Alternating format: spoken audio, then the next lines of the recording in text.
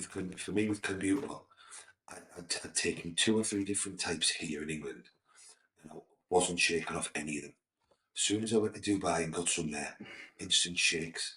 And then what I did is, last year, I brought a load back from Dubai and I sent it to clients that were running stuff here. And I could not. Every one of them were like, Hilly, whatever I'm taking is not what's in them ones over there. Yeah. Just most of them. See, most people shake, Riz doesn't, but most people do. It's an instant telltale sign that the shakes for like 98% of people. I remember I can tell. Yeah. Bro, the one thing that I find with Clen is it gives me this lethargic feeling, yeah? Then I know that it's real good. I think a lot of the other Clen, it still works, but it's that albuterol, isn't it? It's not Clen. I think so as well. Yeah. I think it still causes fat loss, but not on the same rate. My name's cheap enough. Why wouldn't it be Clen? It's the tablet, that the presser that makes it's very, very precise. It's micrograms, right? It's not milligrams. Yeah. What I got told was, not last year, the year 2 or 3 years ago, because from what I gather, Clenbuterol isn't prescribed anywhere in the world anymore. Really? So apparently China didn't clamp down on it. So it's very hard to get, even out of China. Oh, yeah. That's why the supply isn't like it used to be. Because, like I said, I mean, I've taken some of the wrong ones, and some were all right, and some weren't, some other ones, and I went through. And loads of my clients were the same. So everybody that thought they weren't feeling anything off whatever they had, I sent them all 5 or 6 tablets, literally like 7 of my clients. And they were all like, hey, Hilly, whatever these are, they're completely different to what I've been taking. Just fucking loads of shit kicking about the UK. Loads. Bro, I think I tried the ROM ones, the Quanta ones, the Adelphi ones, the Clen Primes. I tried Faring Labs. They're all the same. It's just not. It's either superly underly low dosed, or it's not Clen. Yeah. Have you tried those farmer ones, the soft farmer ones? I tried them as well, man. They're saying I think they're just bunk as well, bro. I don't. Any pharma Clen is definitely bunk, from what I know, because pharmacy places make it anymore. From what I've not told. It's not bunk. They just counterfeit products, isn't it? It's just well, no. It has to be bunk or like fake, because no pharmacies make it anymore. So someone's just copying the packaging and stuff. Yeah, that's what I mean. Yeah. As in, it's just a fake copy. Yeah. But everyone I've used, I didn't notice anything from it, either the pharma ones. You would think, I had some Ephedrine. I tried that last year. And I had some old stuff knocking about. I remember them Ephedrines we bought years back in the little silver and red packets. They're from Southern Ghost now. They were good. Yeah. Yeah, Southern Ghost, shout them out. We'll get a discount code soon. They were good. Then I got another batch, and they were just fucking dog shit. Because you feel Ephedrine straight away. It's like a big hit. Everything, all of the packets. So they were like a little silver packet with 50 tablets in with a red strip across the top. And they were 8 milligram ones. They were awesome. I'd stuck them on the big star. I've still got half a pack somewhere, because I didn't do it this time because AJ didn't put it in. But a lot of the times in my prep, when I got to the later stages of prep and I was struggling to get my heart rate up in cardio, I would just take one of them on the morning, and it would spike my heart rate 20 or 30 beats per minute. Very easy way of getting your heart rate up. So you're not, because what can happen is you're getting leaner, you have to start working harder to burn the same calories. You get fitter, Yeah, but that can obviously then impact your recovery, your legs. If you have to go hell to leather, it's going to have an impact. Whereas, I mean, trained by JP, CV burns great for that. I noticed my heart rate spike 10, 12 beats per minute if I just put that in before. But Ephedrine, you're getting a good 20, 25 beats per minute. Straight away, straight off the bat. Yeah, and it also, with it being a stimulant, it can reduce your appetite a little bit. But I haven't used it for a very long time for fat loss. Even though, Clenbuterol is Ephedrine is literally one of the most studied drugs for fat loss. And it has amazing fat loss benefits. It does work, doesn't it? Yeah, I mean, if you go to Google Scholar and search for it, there's any amount of studies showing how effective it is. The problem is, it obviously then it nails your CNS because it's a stimulant, and then you get the spikes and the crashes and you're going up and down, and it affects your sleep way more than Clenbuterol does. So there's a lot of like negatives that come with it because you're walking around wired all day. But for me, Yeah. because back in the day, like a long time ago, people would be doing 8 mg tablets two or three times a day.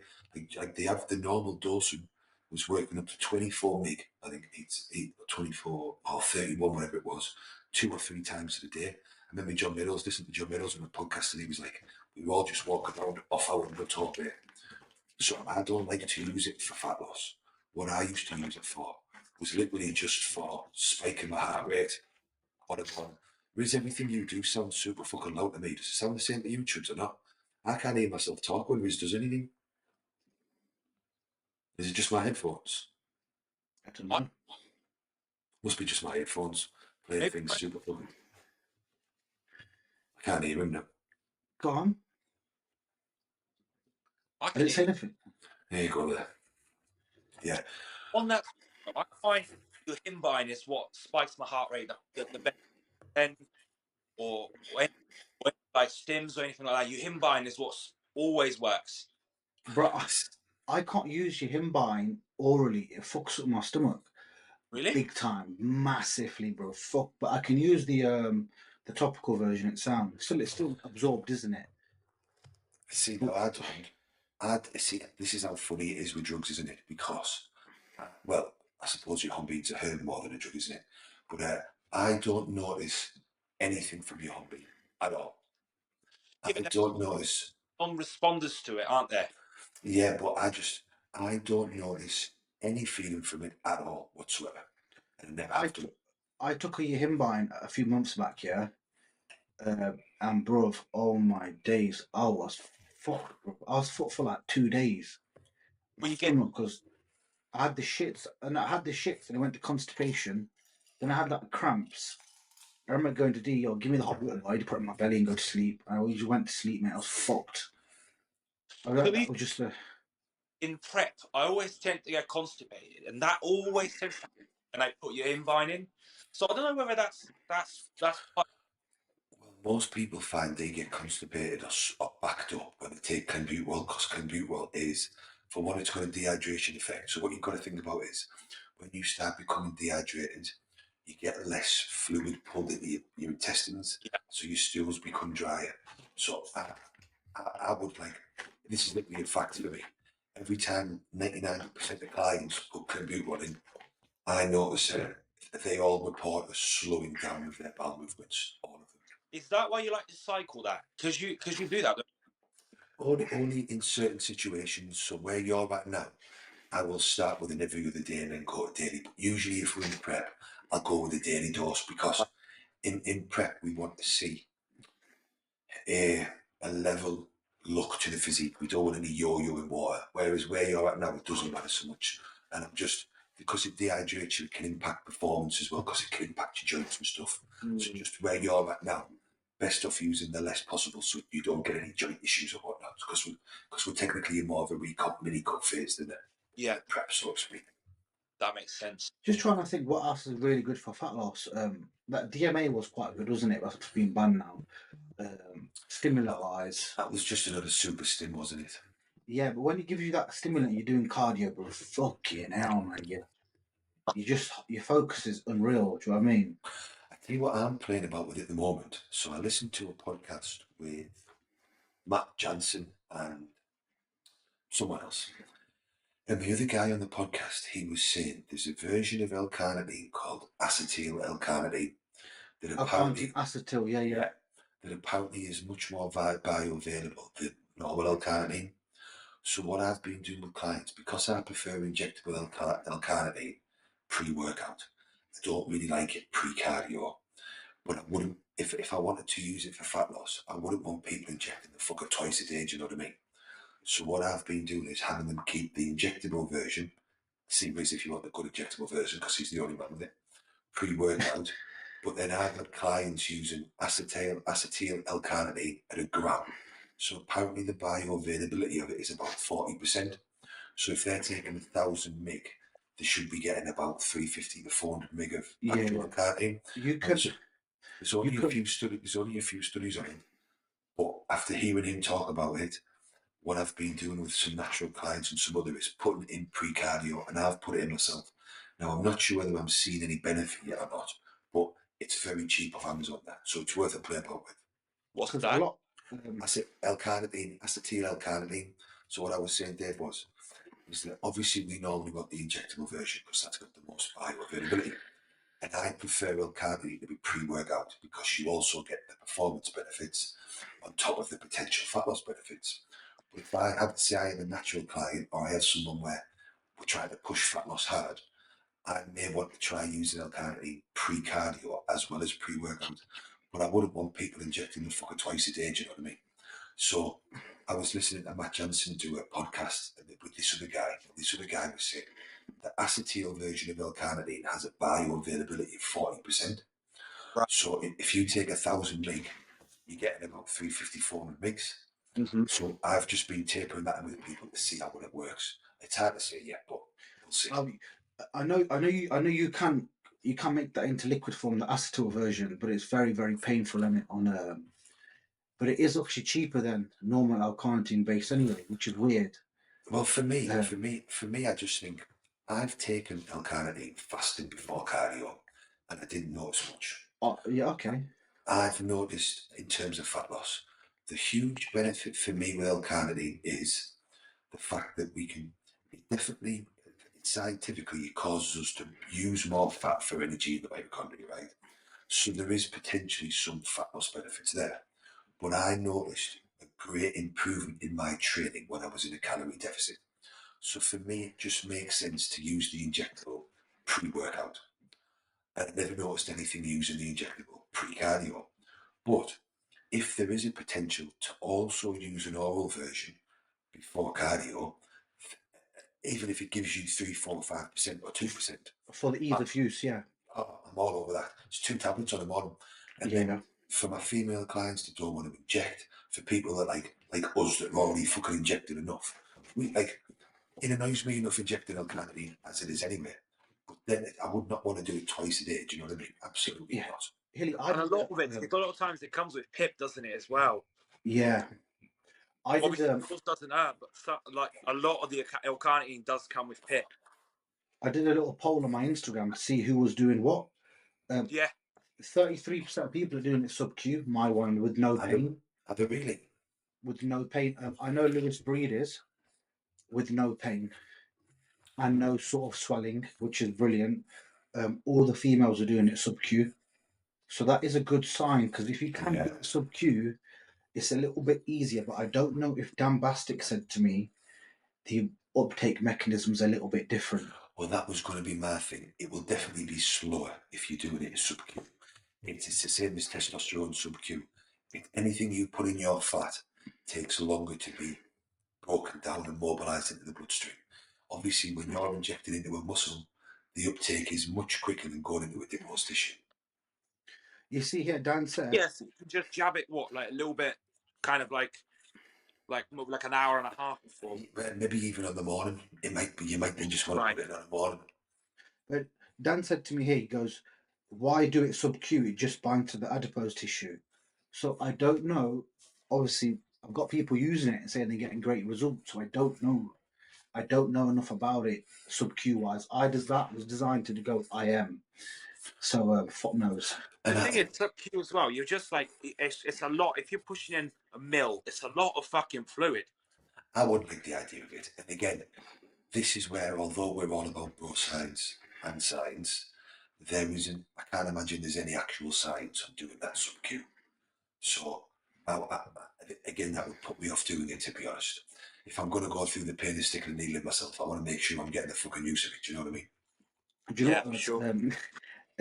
Dee come up to me the day. She goes to me, "You should start pinning your arms a little bit." And I goes, "What for?" She goes, "A bit more size, innit?" She goes, "You've been pinning your shoulders. They look like they've gone a bit wider, and your quads." And I was like, "All right, cool." I goes, "We'll have to try it again." The last time I did both at the same time, I was handicapped for about 4 weeks, bro. Yeah. I love pinning triceps. Triceps one of my favourite sites. Right. I don't know what it is. Maybe because I'm just new to it. I did it once before. I got the peak like that, and I pinned it in the peak. That's the worst place to go. I know. See, for me, I found, see if I can get this on there. A great spot for bicep and tricep. See tricep, go in there for your tricep with an insulin pin, but Yeah. go sideways like that. In my bicep that way. Sideways. Yeah. So And I got 90 degrees. yeah, I got much less pain doing that than I did going straight in the top. Yeah, because I Much went less straight in the top, and then Ed told me, he was like, Riz, if you're like that, you've ended up going into both heads. You want to go into either side. exactly that. Yeah. If you're going in, because of the way the three bicep muscles go round, you risk going in between them that way. Made the first time I did my biceps right, I put half a mil of sus in the top of each one. I sit on my laptop like this for a week. Yeah. My hands, mate, it was fucking awful. Chudley, where'd you... The thing with the bicep, I would be scared of getting a tear in the bicep. Chudley, do you pin... How much you pin in your bicep? I don't pin my bicep. Oh, you don't pin your bicep? No, I pin my tricep, Triceps. but not my bicep. That's what I'm saying, because I've always just been scared of pinning my bicep because I just don't want it to tear. Right? Like, I just kind of feel like anytime I tell you when I have pinned it back in the day, I used to use that. What's that thing that Metaform, right? And it always just felt so tight. It just felt like it's always going to tear. So I just don't do it. The only thing with the biceps is I know so many people that have taught their biceps right more than any other muscle because it's so inclined to tear because of the way that muscle is pinned to your body. That would not be. I mean, I have done my arms, so I read this very clever guy posted a study. Quick go to the laptop, quick. Yeah, this very clever guy posted a study before. I wait for Chus to come back. Yeah, Sam. This very clever guy, Chud, sent me some information. He posted it on his private forum before about how MPP potentially can have a localized effect. So if you inject it, and he swore by it. So I started doing just half a mil of MPP, so like 50 meg in. So say one day would be my left bicep, then I'd miss a day. Then so I would do every other day. Left bicep, left tricep, right tricep. And I did that for about 8 weeks and my arms definitely got fucking bigger. And I've done it with a couple of clients and they all saw arm growth as well from it. I remember H did that for a while, didn't he? Yeah, I did it with Hamza, and Hamza's arms when I was shallow up and down got fucking bigger. When I was shallow up and down. I remember you told me at the same time. Why I can't remember the science. There was this, I tell you who this guy was, right? His name was called Dat Room. And he was the person that brought GHRP6, do you know all the peptides? Yeah, all the drive releasing peptides, yeah. Yeah, if you Google anything about them, it's his name that comes up. He released all of the data on it. He was your go-to guy for everybody in the world for information on the peptides. He started posting on Professional Muscle. It's not that mystical, is it? No. So he started posting on Professional Muscle, and then he opened his own private board. But if you just Google anything to do with them peptides, and 90% of the studies are written by this guy called Dan. Right. He was one of the cleverest books I've spoke to about all of this. And he gave me the information. He posted up so much. I was actually one of the first members of his private forum when he opened it. He was torching a pool bloke. It turned out he was some massive drug dealer. He was hiding behind this name, and he was the one supplying like 90% of the world of all these peptides or some shit as well. It was all in the papers at one point. If you Google it, it all comes up. Yeah. But anyway, he was also like a genius with it all. He'd written all the information about it. If you Googled anything to do with GHRP6 or GRF, his name would be at the top and there'd be all the protocols and that. And he was the one that gave me the information. And it definitely worked to an extent, definitely. I mean, I find when you pin your arms anyway, because you've got that inflammation. So obviously when I go and train my triceps, you can feel my tricep contract a lot harder. So 1 second. From that point, you're starting to get more like mind-muscle connection. So you just connect to the I agree, bro. I used to pin my shoulders every single session before, especially the side out, and it got a lot better. But now it's just pin. Oh, fucking terrible. Now I just pin before bed. You know what people say? That exactly that. You know what people say? That you should pin it post-workout when the muscle's full of blood. Okay. Why is that? That benefit? I think it's something to do with transporting the oil quicker. Yes. Sorry. Go on, Riz. Because at the moment, because you don't know, I train late. I don't get home till about 8 o'clock here. and then I eat post workout, have another meal at 10, and I'm in bed by 11, and I pin my gear basically post workout. I swear, might be a reason why I've been getting hardly any pip this year. So the theory is because you've got increased blood flow and your blood pressure is quicker, you may metabolize the drugs quicker. Yeah. But for me, I always find if I try and pin somewhere after the gym, especially if I've just trained it, I end up with blood, a lot of backflow blood.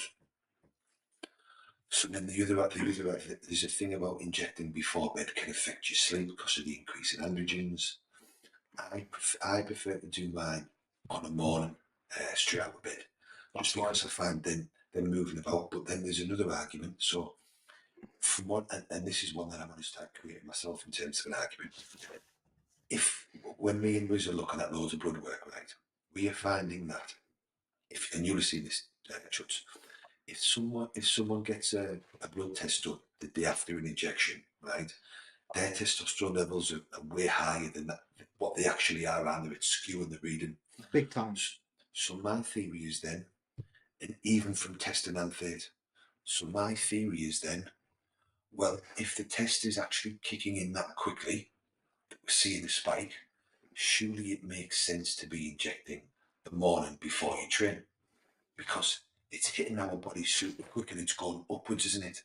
So if and then the counter argument to this, because I can argue myself all day, just because the testosterone in your blood is seeing an increase, potentially doesn't mean that it's yet transferred to free testosterone and having an effect that way. So you can go backwards and forwards all day. For me, it doesn't really matter, does it? As long as you're injecting it. For me, I think if you can get away with it, the most important thing for me is to keep your hormones stable in whatever injection frequency you're doing. So whether you're doing every day, or you're doing Monday, Wednesday, Friday, or you're doing Monday, Thursday, or you're doing Broderick Chavis's and what Matt Tofton likes to do once a week, for me, I would still be trying to do roughly the same time of day. Yeah. Because obviously, if we're seeing on bloods, you're getting that skew. I think if you're doing on wake one day, pre-bed the next day, you're all over fuck that. You'll still get a skew. I remember talking how much you're taking, like total. So, like for me at the minute, because I'm literally taking peasant amount. There's no point. Like I just do Monday, Wednesday, Friday, right? It's a mil and a half, and I'll just jab it like it's like kind of all in the same syringe. Half Monday, half Wednesday. Like, but once it goes up, say if you're taking a gram of test, well then it makes sense to split that like probably daily. Well, I was doing so. AJ bumped my test up to 900 mg at the end of that rebound, and I was just doing 300 Monday, Wednesday, Friday. Because again, it comes back to if you were trying to grow, you really want higher peaks and troughs. Whereas if you were trying to diet or keep things level, you want them daily. Because there is definite science there. You can definitely create an argument from the science that it makes more sense to do a bigger dose less often. I just don't like the idea of doing it all in one day. That's all not just that. I think the peak, if you think, say I'm doing 900 mg of test like I was before, right? If I put 900 mg of test in on a Monday, right? Yes, the peaks I'm going to get in the trough, the peaks are going to be much larger, but the rise in estrogen and prolactin and shit is also going to be huge. So I think you've got to try and find the best balance. I think if we know higher peaks are better, then 300 Monday, Wednesday, Friday makes more sense than daily.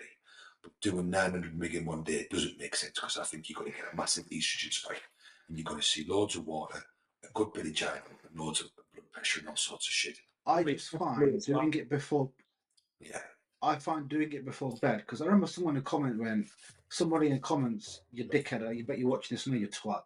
Somebody wrote, he was like, oh, it's jabbing before bed stupid. Well, James Hollingshead's for Mr. Olympia mate level guy, so I guess he must be stupid as well.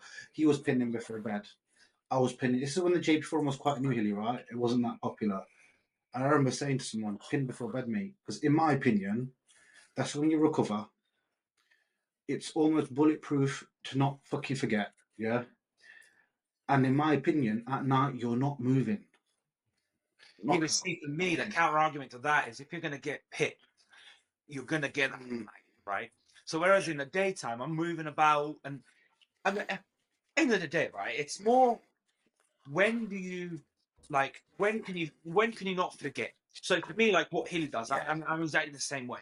I get up and I'm like, right, my shots, do my shots, and I get on with the day. Like same as my tablets. Like some clients go, oh, when should I take my tablets? I'm like, well, when can you remember? All the day, like That's what the doctor will always tell you as well. Take them at the same time every day. yeah. So I'll take mine with meal too. Yeah, the key is definitely consistency and where you're going to remember the most. And like, because you'll find lots of different people do it at different times, just whatever suits your schedule. You know, if you've got kids or the kids, for me, I'm an early riser, so I keep my knee the sink in the bathroom usually. I'm up at 10 or 4 in the morning. I come downstairs, so I don't wake the girls. I piss, I brush my teeth, I have my jab, and then I get up in the morning. Just because it's, whereas on in the night, I'm usually doing a bit of work or doing this, I'm half asleep, and I'm more likely to forget for me than in the morning. Would it make sense? I know you mentioned here, Hilly, that obviously you'd use a compound like Trent Ace Test Prop, whatever, that peaks a bit quicker on paper, yeah? Does it then make sense to jab that before bed because it's going to peak quicker at night? Yes, it will fuck up your sleep, but you'll then get a better recovery. I don't think so, because then you could argue the same for taking a pre-workout. Because I think again, when I was arguing with myself there, debating with myself, even though you're seeing a spike on the blood work when we look at it, even though if we inject on a Monday, we see a higher level on the Tuesday compared to if we would, say we've got a Monday, Wednesday, Friday injection protocol. If we then do our bloods every Monday, we might see X number. But if we randomly decide to take it on a Tuesday morning, that number will be bigger because we've injected the day before.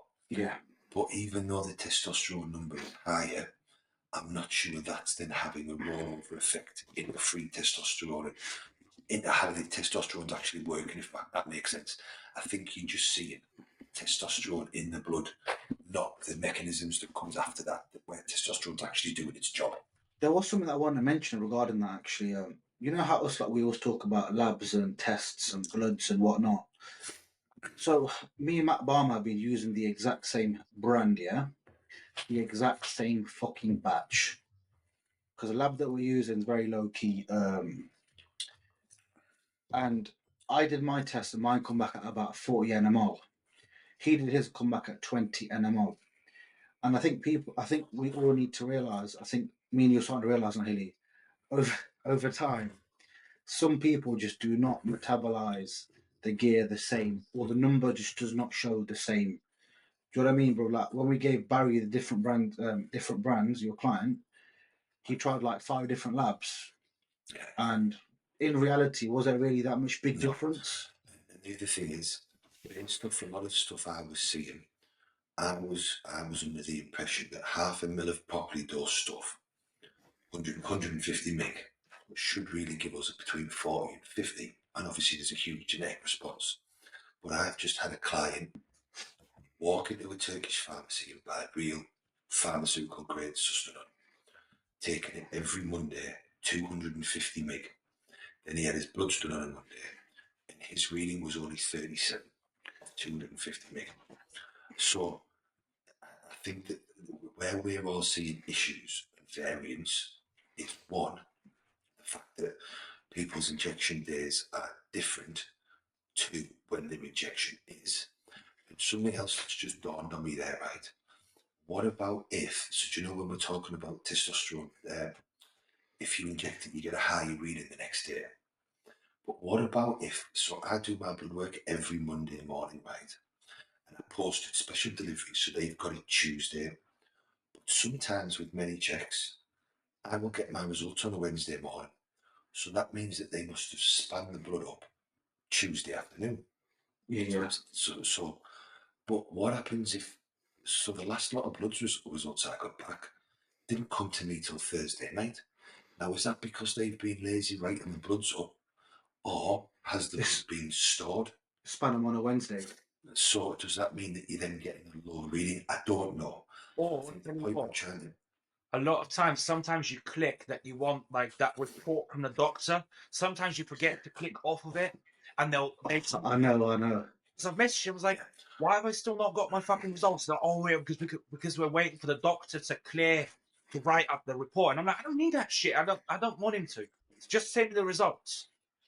Yeah.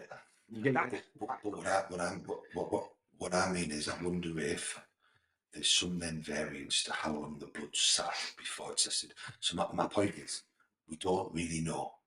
So a lot of the time, Well, why would that matter, though? Really, Because the blood's still the blood, isn't don't know. it? No, but truly, it makes a difference, bro. Because I remember there's a reason why the NHS have your bloods taken before X amount of time, and they have it span on the same day. So it definitely makes a difference, bro. I think But I have whether no it idea. deteriorates or it solidifies, that's what they say to you, always get it Yeah, out the same day. I've had that where you send the sample and they're like, oh, the sample's clotted, basically. So you've got to yeah, but I would have still thought, like, if they can extract it from what you've It should sent be in, fine. it should be fine. Yeah. I know some values on bloods like your kidney level and all that must be done ASAP because I went to NHS last year and was having some problems right with my stomach was fucked. And they told me that my kidney values were proper fucked. I remember Haley was like, what the fuck? And she rang me, she goes, listen, she goes, don't worry, she goes, come back in again tomorrow. We're going to run your bloods again, but we're going to run them half an hour before the cut-off time. And they got them sent, and the were total different result the next day. She goes, so it shows you how fast shit can scoot. Do you know what I mean? In my opinion, bro, is it really safe? You're sending blood over in a parcel that's shaken about. It's probably going for all these different weathers, refrigeration, back in the heat, depending on the weather. Is it then making your blood technically false? And that's my point. The problem is we don't know. So because we don't know, there's a potential of where a lot of this variance is coming from, I think. Here, I've got a good one for you, right? So, do we think you should use more drugs in an off-season or a pre-contest setting? It's safe to say that we use more generally in a prep, right? Just because it just ends up that way. When you start stacking training, test and mastering and anavar and winning, and that sort of Halo and Superdrol, yeah. stuff. It's the sort of stuff that you kind of just end up using anyway in a prep. Whereas in an off season you don't tend to. And you've got to remember, like, the orals, people forget, like, the amount of orals actually stack up to quite a lot. Because like, even if you're taking only, let's say, 30 mg of anavar and windshield, that's still 60 a day, right? You can easily get up to like 100 mg of orals daily. Like, Easy. Oh, bro, and easily done as well. But what I mean is, if we were deciding where we're going to use more drugs, does it make sense to use more drugs when we're trying to build more muscle, or more drugs when we're trying to retain more muscle? And I don't think there's a right or wrong answer for this. I've got theories for both. I just thought it was a good topic for discussion. In my opinion, go on. Yeah, go on. You go first. I think so. Right, we know drugs impact food, right, and how much you can eat. So, in my opinion, if you're prepping, you know food's low, you can then use the drugs to counteract that. But if you're in the off season, you know you can use the foods to then counteract the lower drugs. In essence, so in my opinion, I would say use less in the off season to get as big as you can. Obviously, I'm not saying use fuck all. Use a smaller amount in the off season. Use shit ton of food, shit ton of insulin, growth to cause the growth, and then obviously in prep start to taper up as your food comes down. Just makes more sense. But then I in think. prep, right, you're only looking to preserve muscle. And it doesn't take that much drugs to preserve muscle, especially when you're taking stuff like Tren. Tren is so good at preserving muscle. Like, I would have thought, I agree, but There's two arguments, yeah. yeah. So he's where I like deliberate in the sense of the fact of the matter is our body eventually can only assimilate and process and build so much muscle naturally. Then every time you increase the total milligrams, you will only get a certain amount more muscle during that time. So if you want to continue to build more and more muscle over time you were going to need more and more drugs in the off season. I don't think, say you did your, see we all did our last off season on 600 mg, right? 600 mg only lets us assimilate, digest, protein uptake, whatever, X amount of food in the muscle. Yes, every time we go back into an off season, if we're a little bit leaner, if things are at training's a little bit better, we might eke out a little bit more muscle. But the fact of the matter is, there is a threshold. We all know that, yeah. Yeah. So if you are in this for the long term, eventually you are going to need more and more drugs in the off season. So arguably, you should over time maybe use more drugs in the off season. Now the counteract to that is, I agree with Chudley, and I have seen over and over again, I can get clients, unless they are holding a shit ton of muscle over their natural threshold, you can maintain your muscle on very little drugs, actually, very little drugs, for most of us, right? So in prep, I think that you should potentially use less. Not that I do, but I think that the argument maybe makes more sense to use it less in prep. However, there's then also the tidbit of what you were saying, Chubbs, is that once you get to the last 4 or 5 weeks, you're then using drugs for the look they bring about, aren't you? So then you're going to end up with more because you want something to make you harder, something to make you drier. Are you just covering your bases? So the only reason I brought this up is because there isn't really a right or wrong answer. I just think it's interesting to deliberate where you would put it or why not, your arguments for both. I think in a perfect situation, you would use more in the off season when you need it to build muscle, because that's what the drugs do. You know, we can't just keep eating more and more and more food and grow more and more muscle. But you could stick on 5,500 calories and keep increasing your drugs, and you would likely keep increasing muscle for a much longer period of time. Do you know what I mean? So we are going to continually need more and more drugs in the off season.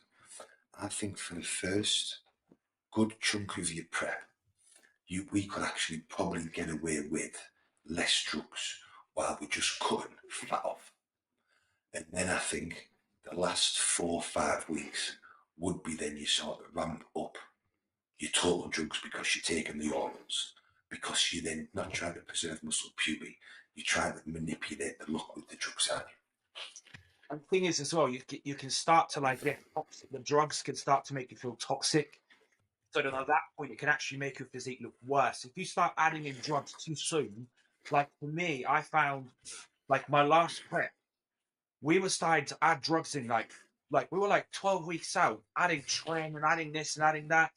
And we were like adding in oxys and stuff like that. And it's like that stuff is gonna catch up to you. Yeah, definitely. I think the correct answer is like it's so person dependent, right?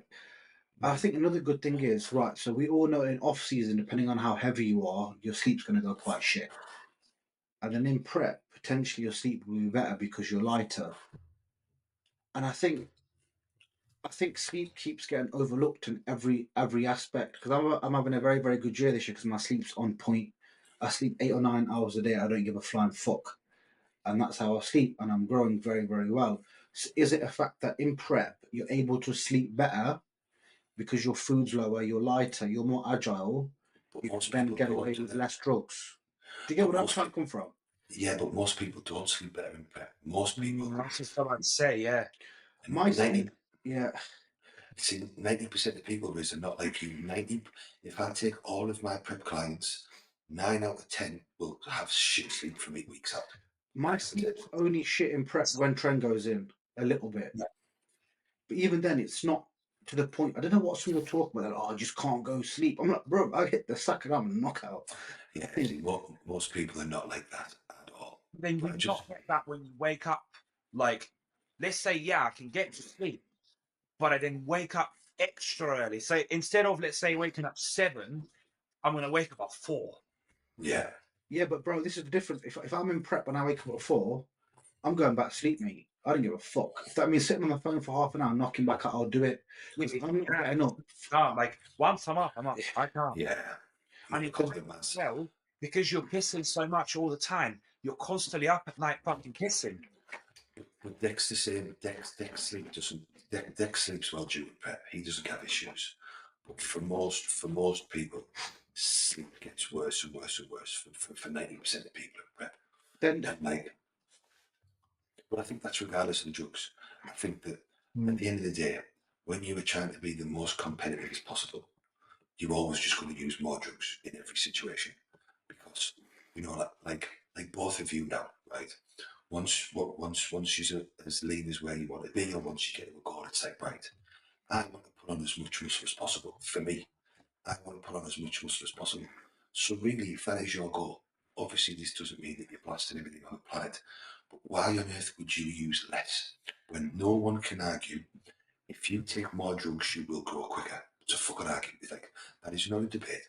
I'll say this to I'm probably not dead. On Professional Muscle, the guy that owned the board, Big A, and Phil Hendon, their ultimate quote was, if everything is perfect as it should be, you are only as big as your dose. You know, so what that means is, if all of your nutrition is on point, which it should be, if your training is on point, which it should be, if your supplements are on point, which it should be, after that, you are only as big as your dose. And like Jordan's just done a post on his forum there saying he made the mistake of, after taking a year out and losing the muscle, he thought he would be able to reacquire the muscle, get it back on, using less drugs over time. Now what he's come to realise is that is not the case. He probably wasted 8, 10, 12, 14, 16 weeks fucking about on half the dose he needed.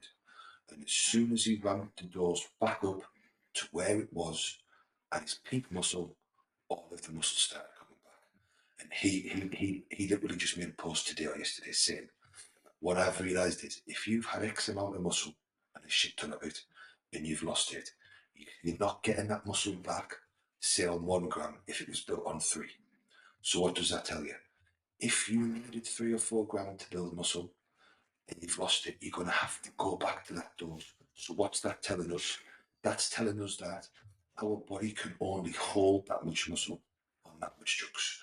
Doesn't matter about the food, because you know, we could all try and force feed 6, 7, 8,000 calories a day, but genetically, we can only assimilate, process so much of that. And that is what steroids do. Steroids allow us to utilize more food and build more muscle that our bodies cannot do naturally. So we will always, you know, you're always going to have to escalate that dose over time. And I don't care who wants to waffle about whatnot. Yes, you know, you can still come back to your training and try and improve your training, improve your recovery.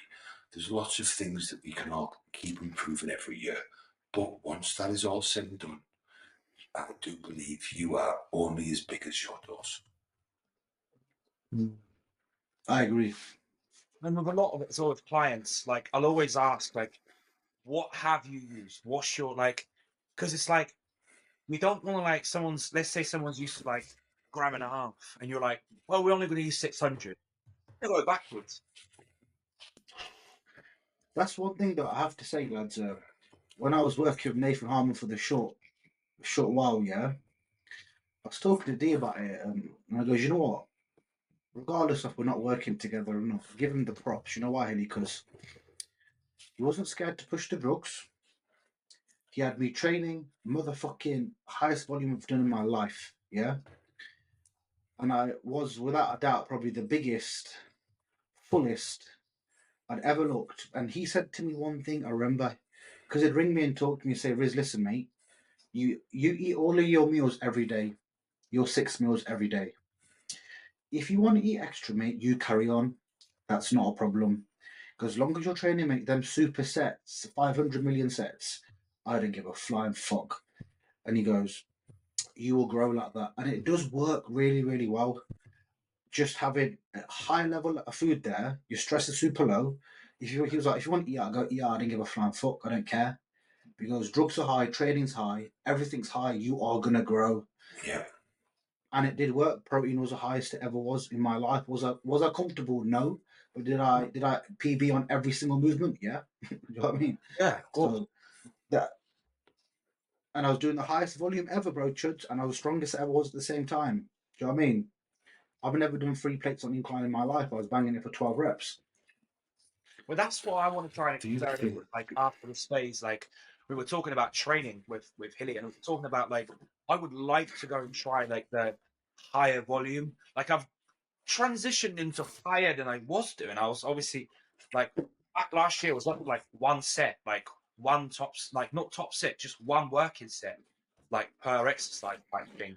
And now I want to try and do more. And that's as soon as we switch to growing chuds, that's definitely what we're going to do. That's going to be our first step, is to drive your volume up super fucking high. Yeah. Once I love working set and back off set, yeah. I would say it's still one of my favourite types of training. That one proper hard working set, and your back off still very, very hard, yeah. I think that people make a lot of mistake there. They think that the back off set's a shit set. It's not. It should be harder than your working set. It's just a lighter load. But I used to do that a lot, chuds, and I built great tissue, bro. When you start then going from one working set to two, and then three, I think you get this more 3D effect. Whether that's in my brain or I'm making it up, I don't know. But I seen that myself a lot more for bubbly look. Oh, like it depends on the muscle. Like I can't like I don't know why you would train your arms with like a two sets. For example, like bicep, tricep. I maybe quads. I think for me quads like responds really well to that. I found like one really hard working set responds quite well. Yeah. But everyone's different. Well, not just that though. For me, right, I think you've only got to look at the physiques at the top level and the way they train to see the difference, right? So if you look at even Dorian Yates, right, or look at James Hollingshead compared to people like Jay Cutler and everybody that does higher volume, they all have a rounder, more bubbly look. In my opinion, you clearly see it on stage. Yes, the guys that train with low volume, they do have this hard, dense, grainier look, usually. But the fact is, everybody that trains with more working volume has a bubblier look. Yeah. If we look at like Milos and Patrick Cho and AJ, that the way they work out in general is much more volume. Right? AJ is a big fan of like Jay Cutler worked out much higher working volume. There is no doubt that working volume stimulates hypertrophy just as much as low volume, right, to failure. But also, Patrick Cho's had a study published on sarcoplasmic, I think it's sarcoplasmic hypertrophy, which is what Milos has always been a proponent of. And basically, that's the body's ability to Expand, isn't it? To expand and store glycogen within the muscle and have this rounder look, right? So when you look at all of these physiques at the top level, at the Arnold this year, at the Olympia, the guys with a bigger, bubblier look all train in general with more volume. And then we've now got science that tells us why that is. So for me, and this is why, and I always say this, I am not married to one approach. I think it's good to work on multiple approaches, but we really should be including time under tension sets, more working volume sets, like during parts of the growing phase. And again, I think the problem is the people that favour one or the other, they favour it all of the time, which doesn't make any sense to me. So if we know that you can grow with more volume, right, and with less working sets to failure and less weight, then in an off season when we're trying to be healthy and we're trying to process food through our body as a factory, and there's different types of hypertrophy we can stimulate, why would we not then utilize all of those benefits during an off season where we can recover from the more work? Then when we move into a prep phase where we are just trying to maximize muscle retention, especially 8, 10, 12 weeks out, there's loads of signs to show that the minimum effective volume for that is 6 to 8 working sets per week. So then, yes, why would you not then start reducing your working volume down to allow better recovery, to allow better muscle retention? And I think the problem is everybody that likes to do high volume does higher volume all of the time. And everybody that likes to do low volume does low volume all of the fucking time. And I think really for me, it's about doing the right approach at the right time So fitting the approach to the environment, to the short-term goal. Like, I always look at the body as like a power plant, right? If you've got a car manufacturing plant or whatever it is, the more workers you put in there and the more materials you put in there and the more fuel, the more fucking cars will come out the other end. So in terms of building muscle, the more we can stimulate, the more we can recover from, the more fuel we can put through it, the more fuel we can process, the more muscle we'll fucking build, surely, right? And when Brad Schofield or whatever his name is, when he's done studies, he did a review study, and basically the conclusion was 8 working sets is the minimum effective volume.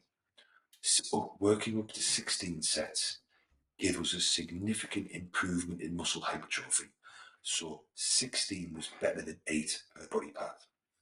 Then he went to 28, I think, or 26 over the week.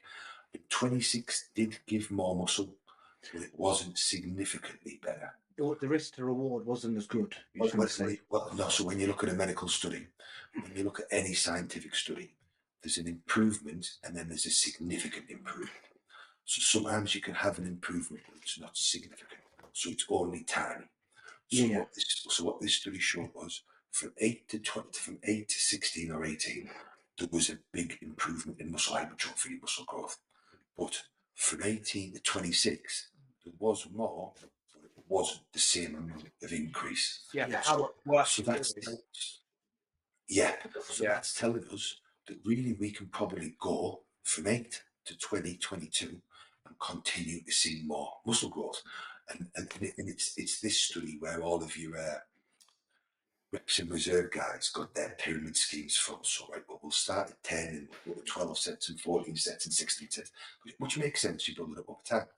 But for me, so then if we know all of these things and moves a bit of common sense, why not do more in the off season when we can do more? It's funny when it comes to prep, do less because we know we can get away with doing less. I literally had this chat with one of my clients. He's 7 weeks out, and it's quite tough to kind of like, because he's a good bodybuilder. We won a show together last year, and it's quite hard to like argue with him. But also, I try and kind of drill that into him. I'm like, he's so like focused on like doing more. He's training like 6 days a week, and I'm like, no, I want you to train 4. And he's like, yeah, but like I like to train 6. I'm like, doesn't matter. So you've got to remember, the purpose here is for us to hold that muscle that we've got and not to try and fucking, it doesn't matter how much you can do, but what you can recover from. So I literally pulled him down to 4 days. I said, no more than 4 days. You know, it's literally exactly what we just said. And you think about it as well, like we spoke about earlier about the drugs. Your drugs are most likely going to be higher in the prep anyway. If you can train a little bit less, you're going to preserve more. So it just makes more sense. Like my client in America, Justin, me and Hilly have been talking about a lot recently. I pulled his working sets down to one working set, one back off, and he looks better. He's dropped weight. His body composition looks better. He feels better. And this is it. He wasn't dropping weight, and I'm like, that's probably why. Your body's just so inflamed, and he's like, oh, I've hurt he's hurt his like bicep, like whatever. I'm like, he goes, oh, it's probably because I was trying to go heavy. And I'm like, what it is, it's just overuse. You're just trying to do too much, more than your body can fucking handle. And it's hard to kind of a lot of times. It's hard to kind of come to terms because you just think, well, I'm in prep, I should do more. But sometimes it's not. I was speaking to my client the other day. He's big into cars. I goes, listen, bro, we all know the faster the fucking car, the more load you're putting through that motherfucker, yeah? And I goes, do you think them drag cars that do the mad speeds, they just keep doing the drag, they keep dragging? No, they don't. They do one big race, they stop, cool down, reset, have a look through. They might have to replace the clip, put new tyres on, go again. And I goes, you just can't keep bang, bang, bang, bang, bang, bang. It just doesn't work like that. Your body is still a machine. It needs rest. Do you know what I mean? Yeah, it does. And I've always struggled with that. I tell you what it is. It's something that Jordan has done for a long time, and he's done it very well. Jordan would reduce people's volume in prep a lot. Yeah. And it really, and I've always been terrible for doing more and more and more and more. The closer I get to a show, do more. And it's always bitten me in the ass. And I think that's one of the only downsides to AJ, is that AJ doesn't seem to put any attention into the training side. So for me, He just left my training all of the way through. So I reduced my own working volume as I got closer to the show. But then on the flip side, because of the type of client AJ works with, he probably just expects you to auto-regulate anything. Do you know what I mean? I think if you're an experienced person, it's like Matt started prep now pretty much, yeah, and you can tell he's tired already. And I went to him yesterday, I was like, bro, listen, we're going to go in hard, but not hard to the point you're just killing yourself.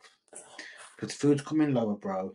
We need to start to think what's going to make the most amount of sense. You know what I mean? You start to realize, look, what's the point of me doing an extra 3 reps on failure? I'm not going to grow any tissue. You just want to preserve it. And what you're saying there goes exactly back to what I was saying, right? In an off season, when the drugs are there and there's loads of food, you can bury yourself. You will recover because you've got any amounts of food, you've got the drugs there, you've got the sleep there, everything is there. In prep, what is the point in doing a higher volume workout and burying yourself when you haven't got the sleep for recovery, you haven't got the food there? If we know that you can maintain all of your muscle in 8 work sets over the week, and if we know that we're likely to maintain strength better through all of the workout, if we only do 8 sets, so say you normally do 6 exercises, 1 straight set and 1 back off set, that's a total of 12 sets, right? That sounds right. What I do with clients is I start just removing the back off set. Yeah. So they might end up while they get to the show that they're just doing the 6 work sets. But if that's let us maintain strength as much as possible through the workout, you're always going to see a bit of a dip in strength, in my opinion. Most of us are. But if you're doing straight set, back off set, straight set, back off set, by the time you get to that 3rd exercise in prep, you're fucked, and it's only getting worse.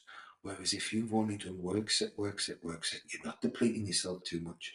You're likely going to maintain strength better in general over all of those 6 exercises. There is no doubt that is better for your overall recovery and maintaining muscle. So this is where I think we shouldn't be married to one approach. I think when it comes to prep, people think, well, the more I do, the more body fat I'm going to burn. But what they don't realize is that the training doesn't actually burn many calories. Like that set extra 2 sets, 4, 5 sets that you do, you only burn 100 calories, you know? If that, in prep, you're obviously doing a lot more cardio, so that's going to demand recovery. So it's just a perfect setup for you to just like bury yourself, you know? Yeah. I think the issue is when people say stuff like you need to maintain the muscle with what you built it with. And I think that fucks up people's head. They're like, well, if I built it on 24 sets, I've got to do 24 sets.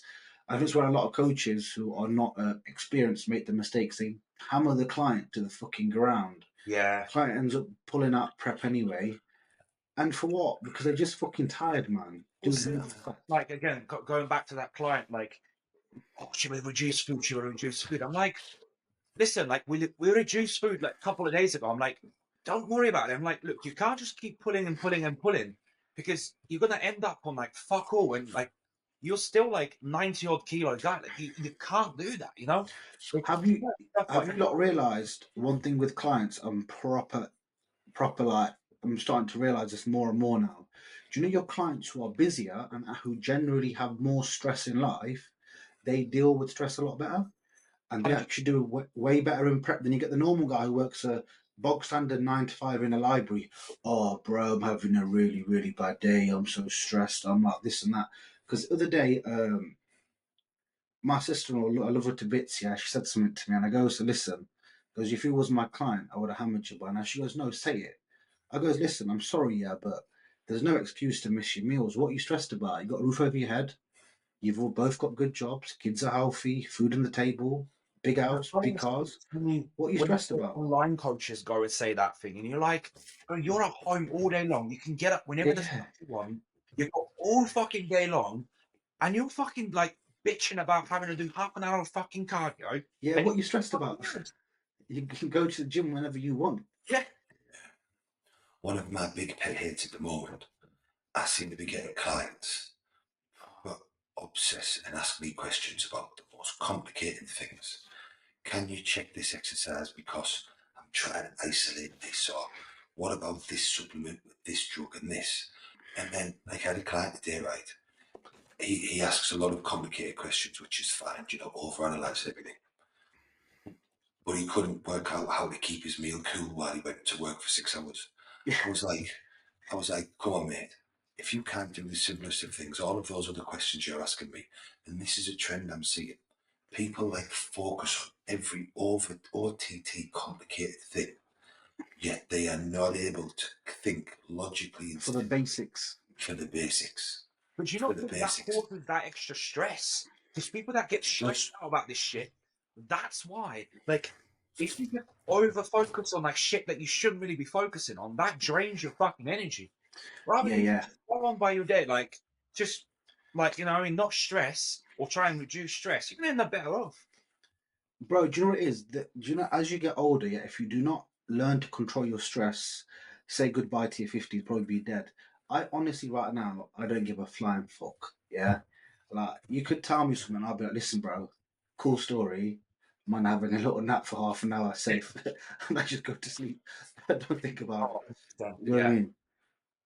And that was one thing I noticed. I think that's one reason why I enjoyed this year's prep more than I have done for the last several, because I prepped myself for the last several shows. And I think the amount of stress it puts on you prepping yourself, especially while you're prepping other people as well. But even if you're just prepping yourself, because you're looking at yourself every day and you're overthinking and you're over questioning and you're overanalyzing, that amount of stress not only impacts your look, but it impacts enjoyment. I think one of the reasons this prep was so successful, and not just because it was successful, but I enjoyed it so much, was because all I had to do was eat my meals, get my cardio done, fucking nail the gym, all the bits I enjoy, send my chicken to AJ, and he would tell me what to do. The amount of stress that took over from me of overthinking, overcomplicating, over worrying, it made the whole prep so much more enjoyable. And if it's more enjoyable, and if there's less stress, like you said, Chuds, the look is better, your digest. I mean, I've just done a video there on how much stress impacts your digestion. I've got several clients that are like A&E doctors or very high flying businessmen or this and that. And some people that are just super sensitive to stress. Every one of them, as soon as they are stressed, their digestion goes to absolute shit. 100%. They don't go to the toilet. They don't go to the toilet, or they've got the runs, or like I had one guy in America. He came to me with digestive problems. We fixed them. Everything was perfect. And he was getting married in Texas, which was just a trek away from him, right? And it was really hot, obviously, in Texas. When he got there, this wasn't right, that wasn't right. The temperature was through the roof. The guy didn't go to the toilet for like 8 days. Yeah. Bloated, he was gassy, he was watery, he was absolutely fucked for like 8 or 9 days. And that was all to do with stress from the wedding. It literally started 6 days before the wedding. He was on his meal plan. It wasn't the day of the wedding. Because of the stress of things going wrong, I have a client who's a doctor on A&E. As soon as they don't go to the toilet for the full day there at work, because of the stress of being on A&E and everything that's going on, if they do 2 shifts off the bounce, they will not have a proper bowel movement because the stress just ruins the digestion. Then as soon as they're off for a couple of days, it returns back to normal. The stress just, like what you both said, we all forget how important sleep is, how important managing stress is, all of the little normal things that everybody should be focusing on. Because we're all focused on other stuff. Now in this day and age, there's so much information out there. People are so focused on shit that shouldn't even concern them. Which peg on the prime machine should I put the weight on? Which angle should I have my arm up Yeah. down? Like, what supplement should I take? What time should I have this amino acid? All of this shit that doesn't really matter. And the things that We know too much for our own good. yeah. And the things that impact our physique the most: stress, sleep, getting meals in, being prepared, going to the gym and just training fucking like literally. If you were to put 5 or 6 things that are vital, getting good sleep, getting your food in on time, training your ass off, having fun, and sleep, right? Like without those 5 things, you're fucked. And I've got clients that literally struggle with all 5 of them, right? They can't regulate the sleep because they're fucking about on the phone. They can't work out how to get the meals to work and keep them cool from work because they're not prepared. They're that much overcomplicating training, they're not having fun with it. They can't do those 5 basic things, yet they're asking me questions about shit that I never thought about for a decade. But the protons and the neutrons and the fucking bullshit. Stressed out, you know, that in snowballs, and like it's like shit day after shit day after shit day, and then it just goes like that, you know. But I don't get chuds, yeah. I honestly don't. I don't know if it is because I don't know if it's since D's been ill. I don't know what people get stressed about. I really don't know what people get stressed about, bro. Like, what is it? Your life? You live in England. You've got electric, water. Everything's nice. What are you stressed about? Oh, I'm not Like, being you should. going to Turkey. Like, I was just saying that to you lot in the group. Like, some of the shit that we've got here, we take it for fucking granted. Oh, It's like you go back there and you look at that and you're like, fucking hell, like some of the stuff here that we just take it like as a given. Mate, over there it's like I wouldn't want to live there. No fucking way. Maybe. the virtual is this is what this is what we always say. Me and D say. If some people in England, this is not like a racial thing. If some of the English people here went and stayed in another country for a little while, India, Pakistan, Iran, somewhere like that, they'd come back very grateful. Because they've never seen it. They don't know what the fuck goes on. Do you know what the problem is? In England and in some other countries, because we have it fairly easy, if all else fails, the government will give you money to pay your bills. Yeah. If you are poorly, NHS will fix you, right? Yeah. Because most of us, even those people that aren't as well off as other people, in reality, because we all have it very well, we end up finding things to stress over that aren't fucking important. That's the problem. Because, you know, if you get out of work, the government will give you so much money. You'll get discount off your gas and electric. If you are poorly, if you break your arm, if you cut yourself, whatever else, you go up the NHS, they'll patch you up for free. You get sick pay. Yeah. If you get something really serious that would cost you £100,000 to get fixed in Dubai or in America, we'll do it for free, right? So really, there's that little super serious stuff to stress over. People start stressing over things that really aren't that important. And it's an English thing. I lived in Spain for a while when I was younger, and it must have took me 2 months to adapt to how laid back they are. Over here, everybody's like, and not just now because of the way the world is, but all of my life, we all seem to want everything now. Let's do it now. Let's get there quick. How quick? When I lived in Spain, I was like, hey, why is everybody so slow and lazy and laid back here? Oh, we'll do that tomorrow or next week. There's just no rush. But they're all happier because there's no fucking rush. I noticed that like in Turkey, like everyone's just happier just because they're like just a lot more relaxed. Like everyone's just like happier and like whereas here you come back here, everyone's fucking rushing around, stressing, and it's like fucking hell. But that's why I hate traveling at peak hours. I hate it. Yeah, I like to drive my car, open road, chill out, kick back, relax. If it means going to the gym at 8, I don't care. I hate being, overly stressed with loads of people around. Everyone's rushing, everyone's hustling and bustling. I fucking hate it, bro. It makes me fucking angry. Yeah. Do you think we should do you know how we spoke about doing profiles of drugs? Do you think we should do one tonight? No, wait till Decs here, I think, and then do that. You wait till Decs back because they'll get upset. Yeah. True. Well, we've clocked an hour and 10 minutes now, and I've been going through this and putting the topics in order every time that I put them all in order for you in the group. Oh, you're in charge of that tonight, then? Well, I just did it anyway. So if you look in the group there now, I've put all the topics in order. We've got 1 or 2 questions now just to answer from last time, Chudley, Yeah, on your thing. Yeah. You know what? You know, me and you spoke about this last night. Thyroid. Maybe it's a good topic to cover, like T3 on prep. How, like, because a lot of people are like, should you put T3 in right at the start of prep? Should you supplement T4 with it? Should you exceed 25? Like, how high can you go? I think these are questions that a lot of people ain't got a clue about that we should sort of talk about. And also, I mean, all of us have different thoughts on that. Like, for me, like, you know, people say flattening out on prep. I don't think putting in T3 higher on prep is too bad. Like, for me, at least, I don't seem to flatten out, even at like 37.5 to 50. Like, I can't get away with it for long enough, but for a certain amount of time. And I also like to like pull it in and out, so like up it and then come back down. So I don't know if you got any thoughts. Yes. So I've got a client right in America. Yeah, Justin probably watching. This good guy, nice guy. We had a big fuck up about 2 weeks ago, right?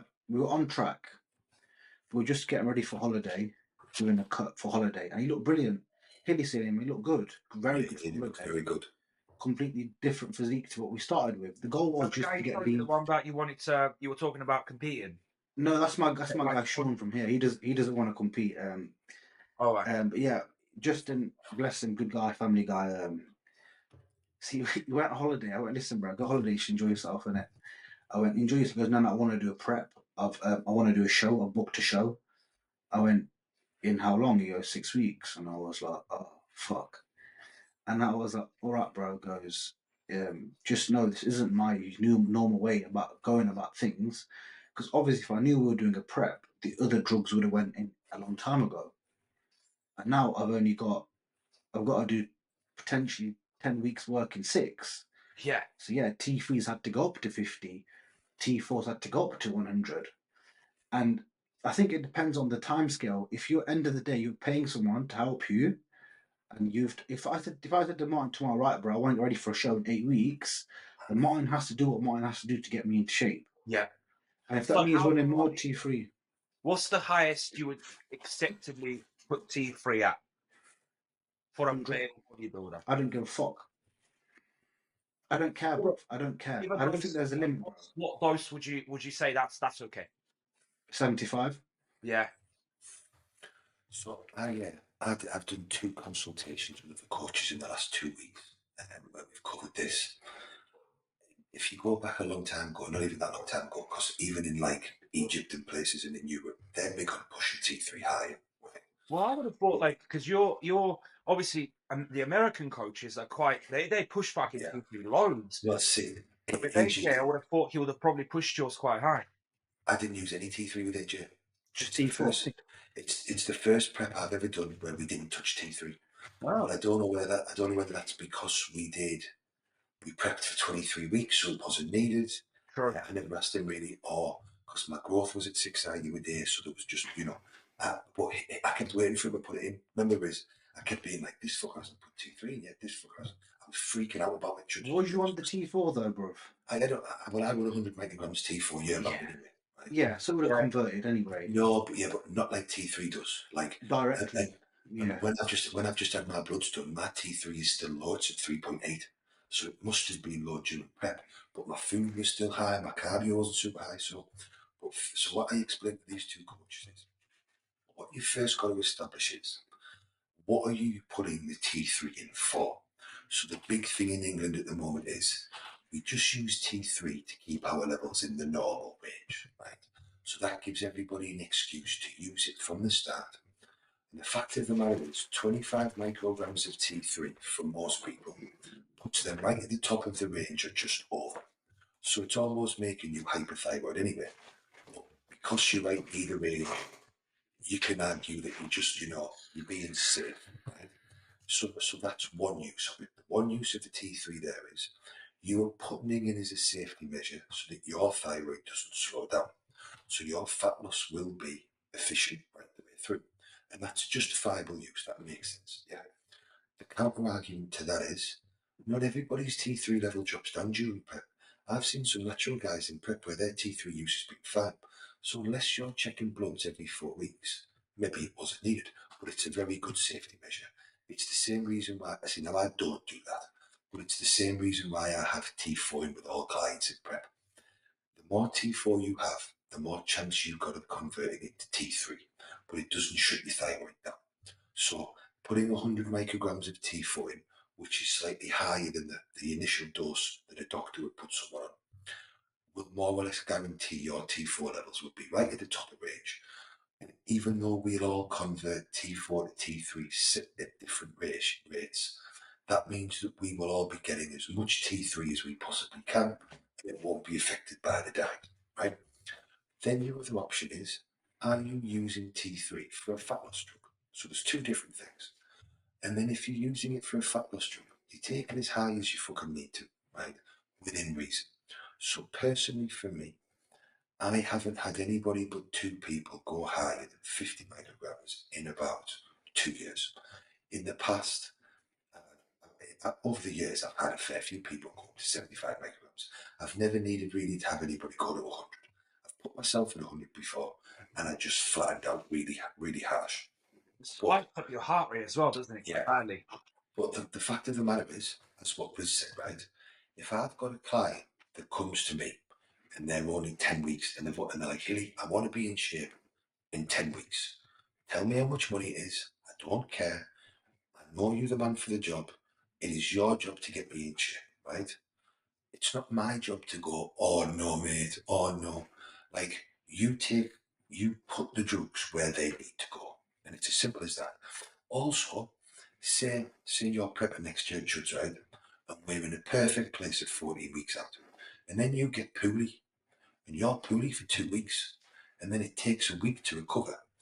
Your T3 might have never needed to go higher than 37.5 micrograms. But because you lost 3 or 4 weeks of fat loss, now it's like, well, fuck, we're 10 weeks out and we're behind. So I'm not going to say to you, pick another show or don't compete. When we know we can drive T3 up and lose more fat, it is a fat loss drug, right? So if we're using it as a fat loss drug.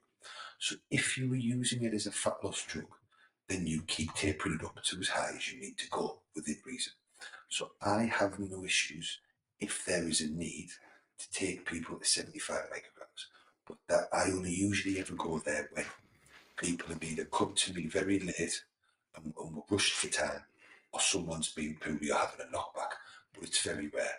But if you go to other countries, America, Europe, those guys are driving T3 up to 100 micrograms, no issue. Yeah. And the fact of the matter is, you're not really seeing any damage to the thyroid between 50 and 100 micrograms from the science that I've looked at. The only risk you run is, I've actually seen some people take 25 micrograms of T3. I've had a client like this in the last couple of weeks, and that put her T3 level at double the top of the range. So we actually pulled her back a bit and then put it back up. So if you're taking 100 micrograms, that's sending your T3 in a fucking orbit. Sorry, your T3 levels in an orbit. So the reason that you were going to flatten off is because you're burning through fucking everything, right? Now that's not a problem as long as you're not an idiot. And once you get close to show time, you then taper the fucker back. Yeah. But again, in reality, as with any drug, you want to make sure that you're using enough for the current goal. So if you're in a perfect spot, you're losing weight at the right rate, then there's no need to keep tapering it up. The other thing is, and especially for females or for certain males, if you've got a client, right, that for whatever reason is down at super low food and the cardio's pretty damn high, and they're like, listen, Hilly, I'm eating my fucking arm here. I can't lose any more food. If they're only on 25 micrograms of T3, why would you not drive the T3 up? Like, Well, this is exactly the thing I. do you want them to starve more so they cheat on the diet and they get really bad food focus? Do you want them to do 9 hours of cardio a day so the legs waste away, so they feel like shit, so they can't sleep? Or do you want them to take an extra tablet? Like, it comes back to what I say all the time, a bit of common sense. People are happy to take pre-workouts, Clenbuterol, T3, this, that, these drugs. But then, oh well, you should keep your T3 low. It's not an excuse to just drive it up and be lazy. But if you need to get the job done, then you do what it takes to get the job fucking done at the end of the day. Well, this was the thing That's what I've said before. that prep line of mine. Like, I was literally like, because we checked in this morning, and I was just thinking, shall I up his T3? Shall I like? And I was chatting to Riz about this last night. That's kind of what like sparked that in my head. Like, and I thought, yeah, I'm gonna up it. But then I thought I'm gonna wait a little bit, like wait a couple more days, like, because he is coming in, but like I want him to come in a little bit faster. And he's like freaking out, and I'm look, you'll be in fucking shape. If I have to fucking like push harder, we will.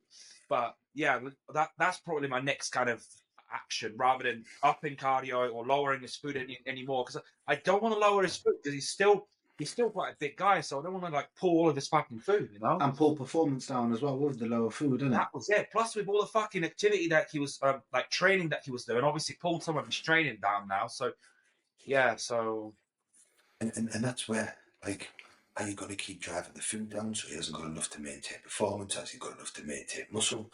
Or are you just going to increase the drug a little bit? Do you know what I mean? It's like, it's just, it's not, it's just using a bit of common sense. And it's only for a certain period of time as well. It's not like you're taking it all of the time. No, and I think as well with T3, as me and you've seen here in blood work with myself, primary research, yeah, my T3 bounced back in fucking 2 weeks. When Martin took me off thyroid, it bounced back within 3 weeks. Oh, there was, I've got a medical study saved somewhere where like 100 people were misdiagnosed, so they were given T3 when they should have been given something else. And they were on T3 for like 16 months. And I think 98% of them recovered the thyroid in 3 weeks. The other missing percent was like 5 weeks. And Scott Stevenson had me run 25 micrograms right the way through the off season and right the way through prep. And then I kept it going. It was probably for almost 2 years. I stopped taking it and my thyroid bounced back within 5 or 6 weeks. So in general, for most people, it will always bounce back anyway. I reckon I've been on T3 for like a year straight, and the times I have, because I have come off like periodically, it will bounce back up. But I'm more or less, I'm always on it. I'm always on it. And it can then become counterproductive because if you're in an off season and you're trying to drive food and you were trying to, you don't want to be burning off all of your calories. And if you've got your T3 too high, then you have to try and eat. So say you're on 25 micrograms of T3 chuds, right? We keep that into the off season. We get to the point where you're like, Hilly, I'm going to be sick. I can't eat any more food. We pull your T3 out and let your thyroid return to normal. You'll be burning off less calories, so therefore you have more food to be used to build fucking muscle. Well, seeing like your macros just now, I couldn't get away with something like that. I would be fucking fat. Like that T3 like buffers me from getting too fat because I'm not one of those guys that can eat 6,000 calories. Like for me, I gain weight on like I could be 260 like on like 500 grams of carbs, you know. So what was I'll tell you what, I'll pull this up now. My T3 level 2 weeks ago was T3. My free T3 level was 3.6, which is dog shit. Yeah, very low, isn't it? Lower end. The range runs 3.1 to 6.8, but AJ wasn't concerned, and I'm still super lean. And my food at the moment is about 4,500 calories on training days, 6,000 on a high day, and about 2,008 to 3,000 on my rest days. And I'm maintaining, but this is the first time I've done this. And what's funny is, normally I would have kept T3 at this point as well. I generally believe it's been more to do with control of my food, keeping harder cardio in. So like 3 days a week, I do 25-30 minutes cardio, heart rate 125 beats per minute. Then another 3 days a week, I'm out walking for 35 minutes with a weighted vest on, so my heart rate is elevated. So I do think the harder cardio is helping. When I was speaking to Dan earlier, and I was like, I do think the main thing for me is keeping my digestion on point and just keeping my foods clean. I get fat dead easy meat chuds, right? Dead easy. And I have always been terrible for switch this food for that food. Just go out and have that. Get your normality back. But the fact of the matter is, right, like look at Seb. Seb's 33 pound, right, in about 4 weeks. The kid's been on the piss one night a week for those 4 weeks. He's been adding in cookies and all sorts. He could step on stage in 4 weeks. For me, as soon as I eat shit, right, if I eat a cookie a night, I will be up 3 pound in the morning and I will look way different to the day. Yeah, and the stats as well. So that's exactly that. That's what I was going to say. So then, if I do that today, that means I've got more glycogen stored. There's more water. Once your glycogen stores are full, like in off season during a rebound, any extra glycogen that you're not needing or burning, your body just stores on your fucking ass as fat, because that's what fat is. just stored energy, right? So the problem is in the off season, the more you pick at stuff, the more calorie dense free meals that you have. For a lot of us, you just are stacking on fat all of the time. 'Cause, I've And got again, yeah, go on with I've something. got a client right now. Yeah, he's that natural as classic boy. I've shown you like him before, Asian boy. And I was giving him three free meals a week. I was like, just eat, mate, just eat. And the guy would not get fatter.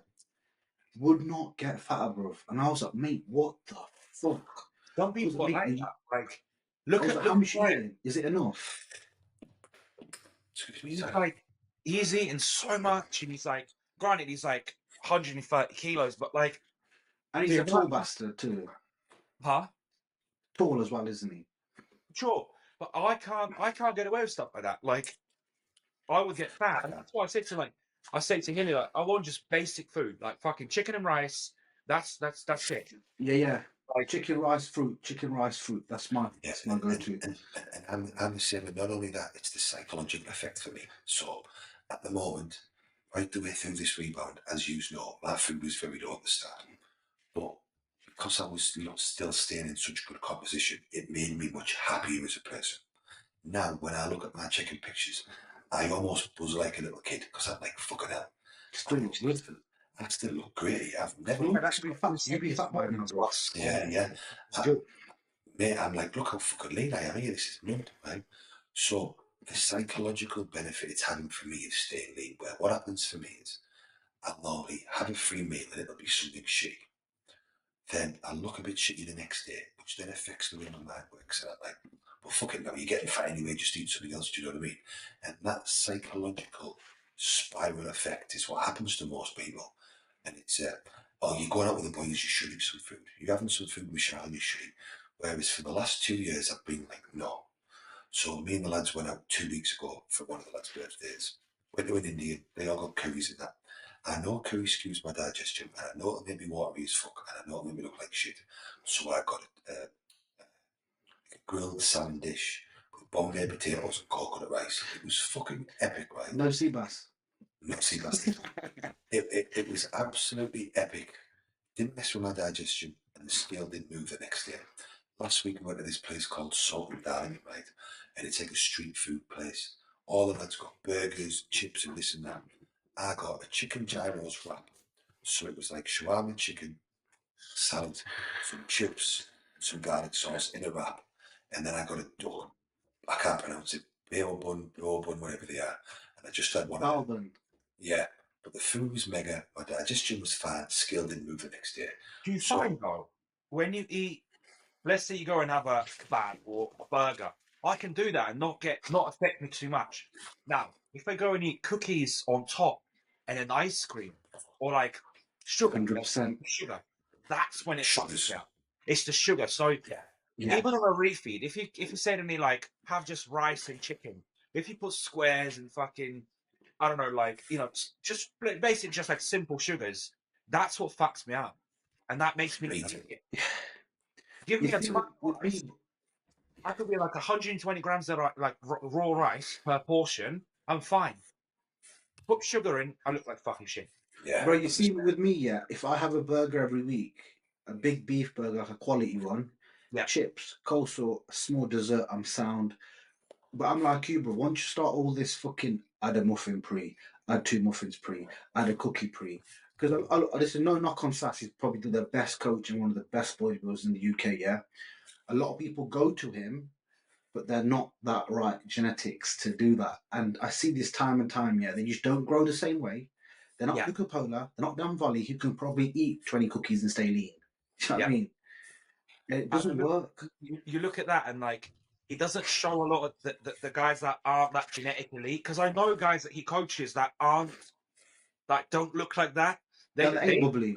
They don't look like that. But I've done the cookies pre, I've done all that, but the only thing that I find with it is, yeah, it just fucks my stomach. I get heartburn within 2 weeks of doing it because it starts stagnating. My weight rockets up, bro. I end up becoming a fat fucking balloon, Yes. and then that weight doesn't come off in the whole off. It just stays. Yeah. I think the other thing as well is once you eat something sweet for some of us, once you get that taste, you're much more inclined to pick another stuff later in the True. day. Yeah. For me, the way my mind's always worked, you can't miss what you don't have. If I don't have anything sweet all day, it doesn't fucking bother me, right? But if I had a cookie at 11 o'clock, I would be wanting to pick at sweet stuff all fucking day. That's what I don't have cheat meals till my last meal on. Yeah. That is it. And then I'd be telling myself excuses. Well, you've had a cookie now, another half cookie go. Yeah, really squick works. Yeah, and then all of a sudden you're like, well, listen, you've had 3 cookies now, you fucked it. Eat whatever else you want, and then start again tomorrow. The amount of people I speak to that have that sort of mindset is fucking nuts. It is, bro. But I'm the same. Like, if you said to me, right, we're gonna go for a breakfast post show, I'd be like, no, mate. I'd be like, no, mate. And I eat my normal meals in the day. At night, I'll get a big takeaway, and then I'll go sleep. That's like, to me is nice. But it's like when I'm on holiday. When I'm on holiday, my breakfast will always be clean, Yeah. cleanish, and my dinner will always be cleanish, because if I start hitting pancakes and shit for breakfast, I'm bloated, I feel shitty, and in my mind I'm like, well, you fucked the day now anyway, just fill your boots. And I end up picking at shit all day. Whereas if I just save it, like you said, Riz, till the last meal, it doesn't fucking bother me at all. What I find works really well, boys, doesn't it, if you lot do this, but this past year, well, past 6 months, I'd say, I've been putting way more fruit in people's diets, like more than I ever have before, yeah? Like, I purposely put in fruit. Mango, pineapple, raspberries, berries, whatever, yeah? And it just seems that people are just happier. Whether that's just because I'm hitting... It's because girls are like a lot more, they kind of like want that sweeter stuff. With guys that don't, because guys just want to eat it. Guys are just like, oh, do I have to have the apple? Can I not just have like extra rice? You know? But see, I really enjoy fruit myself. See, do you? See, I just think with... that banana that Hilly's got me eating, I'm just thinking, fucking banana. You know? But that's like my favourite thing, man. Really? Way I saw. Rice, you know? I think it's just the simplicity of it. Like, I don't know. I think it's just how guys think. Girls like it though. Bro, do you know what it is? I've got female clients, and what their favourite meal is, every single one. Oats, dark chocolate, whey, berries, yeah? There's not probably one female that does not like that. They make it into like a cake, or they bake it, or they mix it. Yeah. I'm like, yo, fuck it, blend that shit and drink the bastard. I've not got time for that. Do you know what I mean? Like, I watch D make. D makes yogurt at night, yeah? She gets Greek style yogurt, breaks the dark chocolate in it, cuts the berries in it. I'm like, yo, what the fuck are you doing? Are you making the yogurt? Are you making it? Do you know what? In prep, I do that, but now I've just had that put as my last. That's my last meal, right? And I'm literally like, that last meal is yogurt with jam, right? I scoop the fucking jam out of the jar. I eat the jam. I don't even mix in. I eat the jam, the almond butter, and just eat the fucking yogurt separately. Fucking hell, man. I don't even bother with that shit. Bro, I'll tell you what was one of my favourite meals after last year's fuck up prep, yeah? I went to Hilly, I goes, listen, mate, I'm hungry. I'm really fucking hungry, bro, yeah? Because I'll create the base plan. You just work around it, change it, obviously, as you need. I think we did like eggs in the morning, like 4 whole eggs, 4 egg whites, we end up working to like 4 toast and like an apple. And for some reason, that meal there, since I've been younger, bro, I don't know what it is, having eggs in the morning just sets up my day. I don't know what it is, bruv. And I have a lot of clients do a similar meal plan anyway. I like it a lot. I've got eggs in my diet now. Like, I haven't had eggs in fucking ages, right? Fried eggs, bruv. What eggs that mess up my digestion after a while. So I just same with me. Yeah, so I just don't really have them. But on a rest day, that's my first meal. But Chuds, this is something that I learned from John Meadows. Yeah, he mentioned it on a podcast or forum wherever years ago. God bless him. He goes, when you keep cooking the egg the same way, it fucks up your stomach. So one day you should do fried, one day you should do scrambled, one day you should do hard boiled and whatnot. And you know what? I guarantee your stomach won't fuck up. I think it's right, because what I'll do is I'll have like 4 whole eggs, 4 egg whites, 5 egg whites. So it just becomes like shitload of volume of eggs, right? Now I've got 2 eggs. 2 eggs will be fine. Yeah.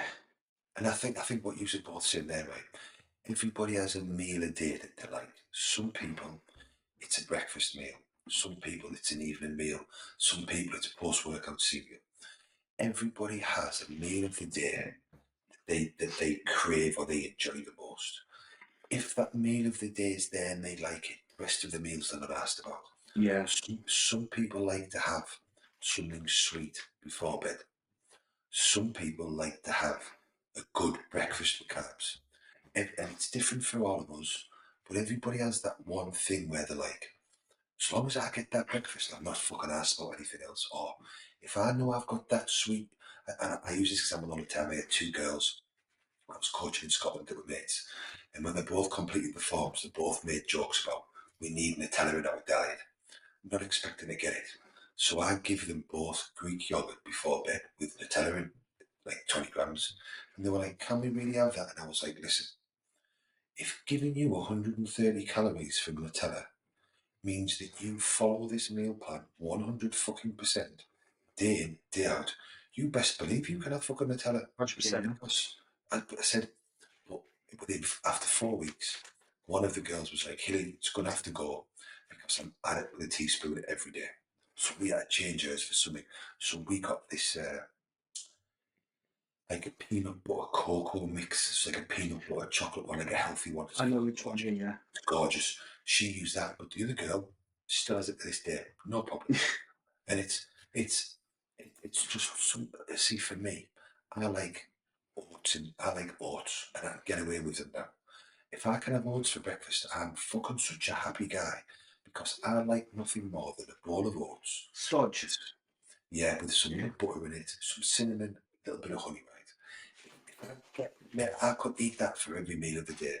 If I know I get to start my day with that, I'm a very fucking happy You guy. go off that though in the off season, like oats in prep. I love oats in prep, right? But now give me oats. Oh, no, I'll be like, nah. But do you know what it is for me? I don't know why, but for like 10 years, I couldn't touch oats to ruin my stomach.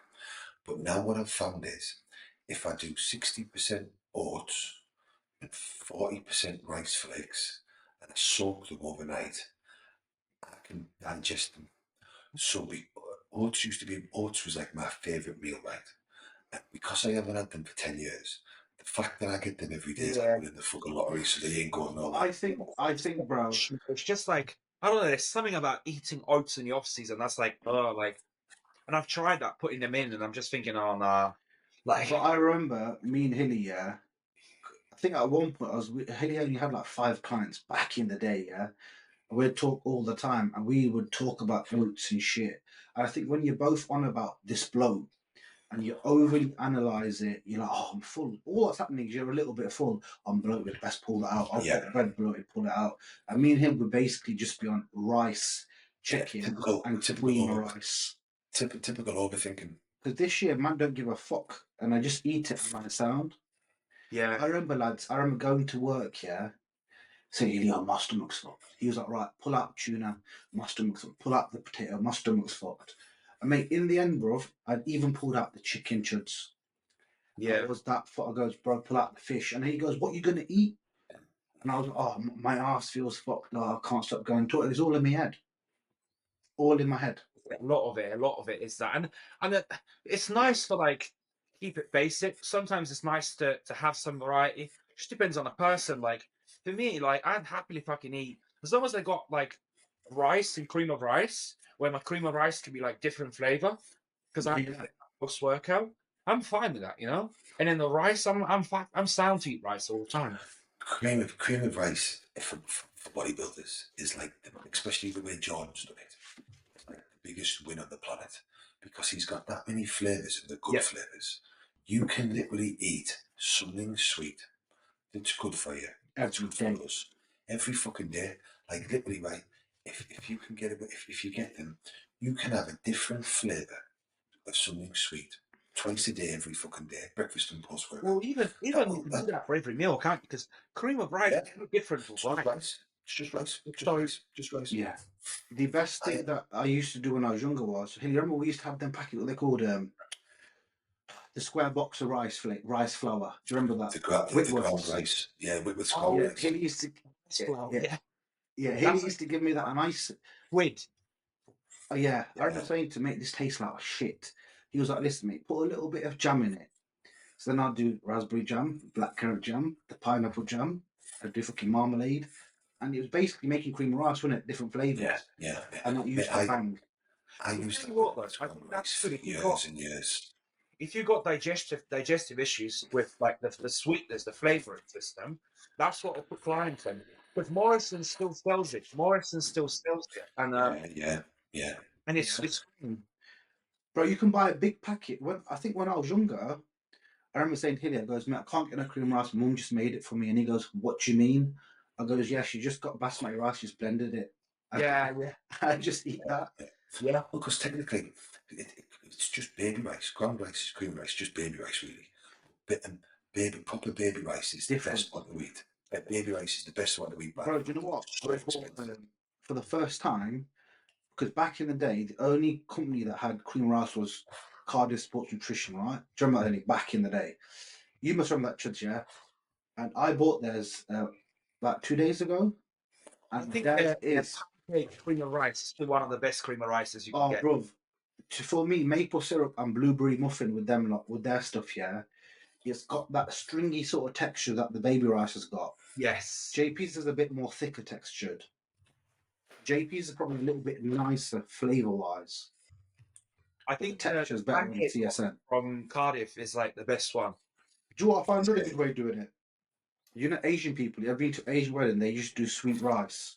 Yeah, it's Yeah, nice. basmati rice, and they just put on they put sugar in it, honey in it, like a few raisins, and they eat that. That's a nice way of doing it as well. Right.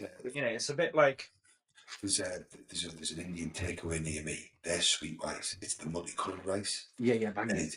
it's got desiccated coconut in it, honey, sultanas and something, flaked almonds. oh man. That shit is fucking off it. Yeah. I used to get a curry and naan bread when I was a fat kid, eat that, and then eat the sweet rice for dessert. Off it.